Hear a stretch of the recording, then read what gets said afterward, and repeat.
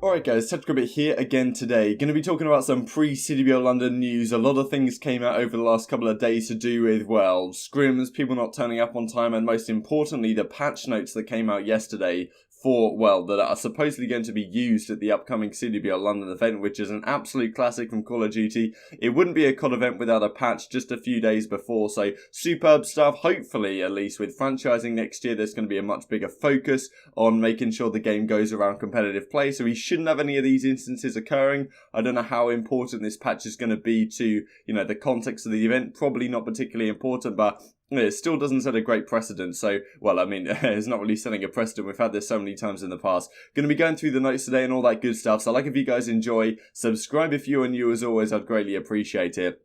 And let's hop right into it here. So, on the Friday, we have a all-European hot mic lineup. So, Jerd, Tommy and Scraps joining Maven. Would be pretty interesting if they got rated on here as well. So, no one from the Denial team on this, which is kind of interesting. In terms of favourites, Splice are bigger favourites and Reciprocity and FaZe are bigger favourites than Denial. So, it kind of makes sense to go down this route. But still interesting nonetheless. It'd be pretty cool if they had Scraps have rated on hot mic. That would have been a little bit spicy. Maybe they wouldn't have liked it so much though. Then we have this from Diabolic. He tweeted this a couple of days ago now. Retiring from competing. I took some time off and decided I no longer want to compete. I'm forever grateful for the amazing friends I met and the experiences that went along with them. I want to say thank you to all the people who supported me through the years, especially my sister and her husband. Without them, I would not have even had the chance to pursue the passion. Now, this is a sad state really, because Diabolic, of course, on Enigma 6, he's been around the scene for a long time. I mean, when I was back in Black Ops 3, I remember him on that Dream Team squad with Killer. He's been around since way before that, even in the Black Ops 2 days and possibly even earlier. So, yeah, Diabolic's a legendary player. Hopefully he finds his way in another, facet of esports or something like that, because, yeah, it's kind of sad to see this year a lot of these pros either sitting out this event, like we've seen with, Goonjar, Felony, Assault, people like that having to sit out London, and some other names being taken, such as Diabolic. So, yeah, it's tough to see, but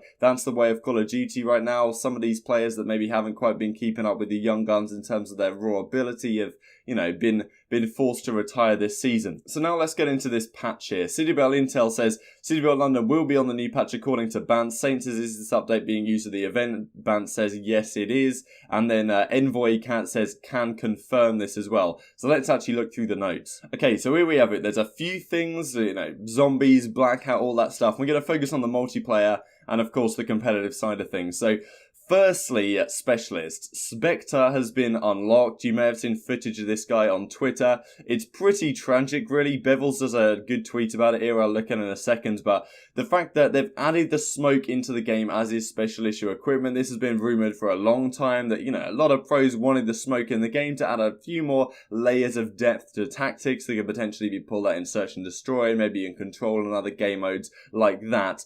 The specialist weapon is the Shadow Blade, though, which is, kind of like the Ripper, I guess, from Black Ops 3, but, for some reason, you get a third-person view of him, which just completely ruins the specialist's potential for competitive. You can't have anything that gives you third person in competitive, because you just stand behind a wall, pop the third person thing, and get all the info that you want, shoulder peeking around corners that you can't actually see round. Completely broken for a game like Call of Duty, where everyone else can see first person, but you pop your specialist weapon, and you get, you can 3P every single wall and get all the information you need in the entire world. So that's definitely not a good precedent for Search and Destroy.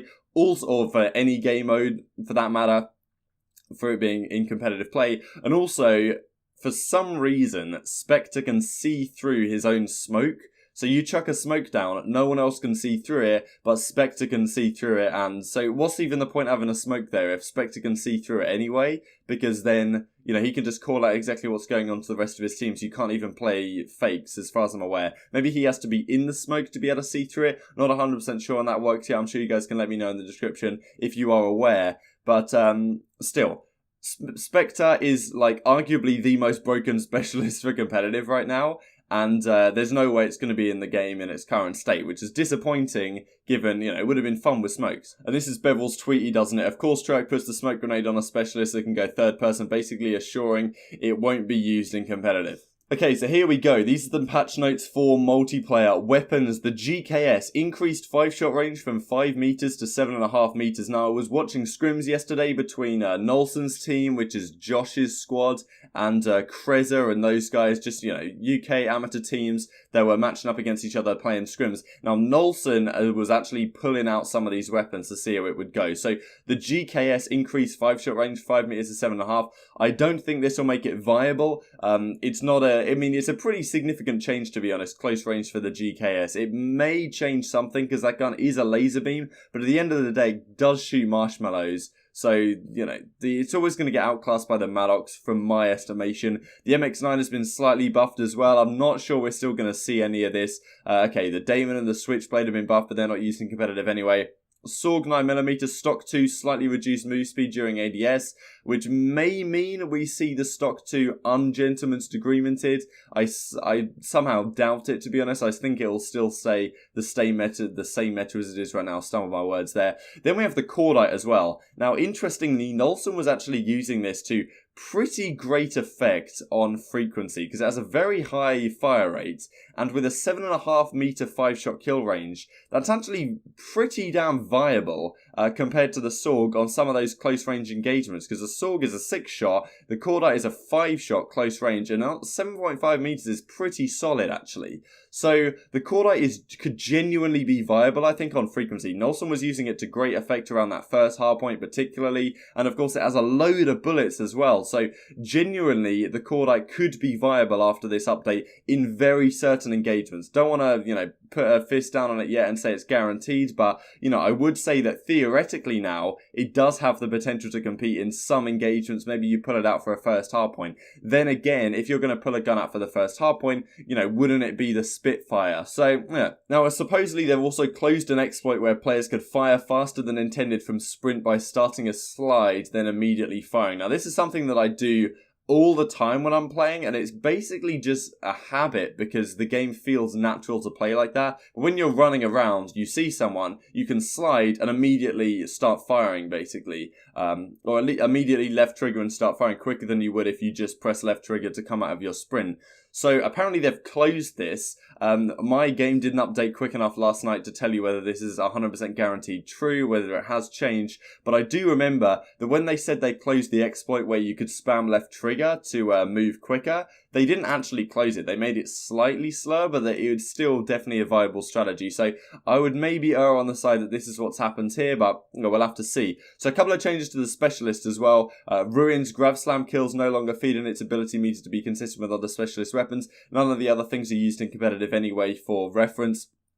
And yeah, just interesting about these weapons changes really, because we're coming up to an event. Supposedly the KN is going to be used in the meta at this event, which is pretty damn exciting. Is it also possible that we see other weapons used in the meta? So then, Search and Destroy game mode addressed an issue where players would see teammates as enemies if the last player died to a bomb detonation, addressed an issue where the briefcase bomb could reduce bullet damage. So, the World League Hub, match leave penalties. Players will now be banned for a brief amount of time after leaving a league play match. The more suspensions a player accrues, the longer their ban will be. Players will also now lose more points when they quit league play matches. Now, this sounds like a good thing on paper. I did hear yesterday that there's some potential things about, these bans are getting dished out to players that haven't deserved it, they haven't even quit games, or people who are quitting games in a 2 versus 5 when there's no opportunity to win, they're still getting these bans. So, as everything Treyarch and everything Call of Duty really, it's, a step forward, 2 step backs, it seems to me. Classic stuff. Score streaks as well, the attack chopper and the gunship have been reduced to 2, which may mean that these start to get pulled out in competitive again and get ungentleman's degreemented. I would err on the side of caution on that, but it's definitely possible because one of the issues, especially with the gunship, was that you just couldn't take it down. A super high streak, but you couldn't even get close to taking it down. So maybe we'll see people pulling out the gunship now again, because, you only need 2 rockets to destroy it. Maybe it's not even worth running it, though, if they can just switch to rocket class and take it down very quickly. Now, some other things on this patch real quick. Now, I can't ratify any of this stuff, but this was just things that were going on Twitter last night. Because, supposedly, I think one of the things is definite, but a few of the things are just, classic. They do an update, and then it breaks a few things just before the event. So, Vortex reckons that Engineer is broken, and I don't know exactly what he meant by this, but I did also see well, okay, Daryl says that there's potentially even a spawn rework in this update, which is, well, I can't ratify that, but I just wanted to point out the idea that maybe a lot of these things are exaggerated or whatever, but there's definitely an issue with doing an update so close to the event. And, yeah, okay, so we have the following. This was the funny one that's definitely true. Finally started scrims. So you may have seen on Twitter they allowed people to use their like gestures in the lobby before the game starts. But what they also did was ruin the lobby so that the host can't change what teams people are on. So you have to join the game one by one. So it fills up the correct team every time because, you know, if there's 3 on one team, 2 on the other, it'll put you on the team with 3. So you have to join up properly, which is just classic. I wonder if they'll have to do that on LAN. And Krezu also reckoned that Flak Jacket might be broken. Supposedly in a previous update, there was a brief thing where it kind of it messed with some of the first perks and they weren't working as effectively. So Engineer and Flak Jacket, you know, you could... You know, it's definitely arguable that the same thing has happened again here. Can't ratify any of that. It was just feel of the players. Some players were hopping on and saying, you know, it felt exactly how it used to and it was absolutely fine. So I just wanted to point this stuff out. And yeah, Enduro reckons I didn't hear any of this. You actually hear clown noises when you kill some people now. I don't know if that's true, but let me know if it is. And yeah, Niall reckons they changed the movement. Now, I'm not sure if this is true, but watching scrims last night, it did feel like the movement was slightly different, but I think that probably was just placebo. So I don't know, but yeah, I just wanted to point out some of the issues with doing these changes so close to an event.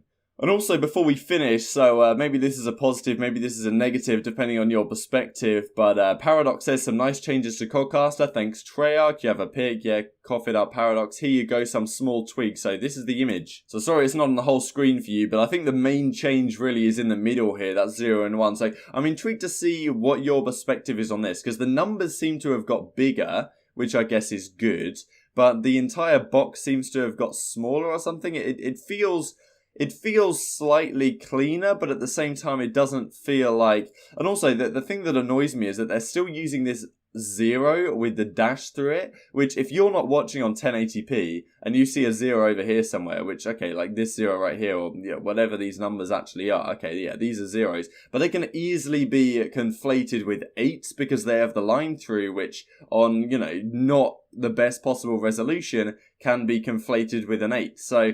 You know, I don't really think this is much of an improvement. There were even a couple of bugs with Codcaster that you guys might be aware of where, okay, so these bars, they're not, okay, maybe they still have the diamonds in that show if you got a streak. I was going to say, because there was glitches with the diamonds in here that if one person had like 2 streaks and then everyone else died, it would then show that like everyone had streaks. Which, yeah, okay, it's just a relatively small bug, but still it's a pretty big deal for someone who wants to follow the game and is like, okay, maybe hasn't watched before, is like, okay, what's the hell's going on here? Do they have streaks? Do they not have streaks? Like, okay, what's happening? So before we end the video, just wanted to go through some tweets from Clayster and the like about scrims the last few days, because I just really can't wait until franchising to lay down some guidelines on this. There really isn't a good way to make everyone show up on time unless there's strict rule, fine, penalty for being late. Right now, it's just bitch on Twitter, nothing changes. I think coaches should have the authority to hand out hefty fine for repeated tardiness, among a slew of other things. Need some authority in this. Just because the players ran it for so long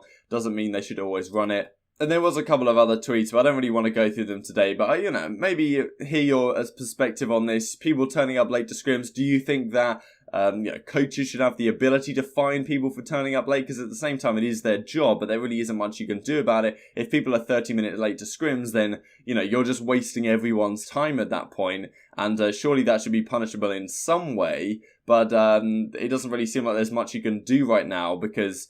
Well, you know, is the organisation going to punish their own players for turning up late to someone else's scrim? It seems unlikely. So yeah, thank you guys so much for watching. Like if you guys enjoyed, subscribe if you're new as always, and I will see you next time.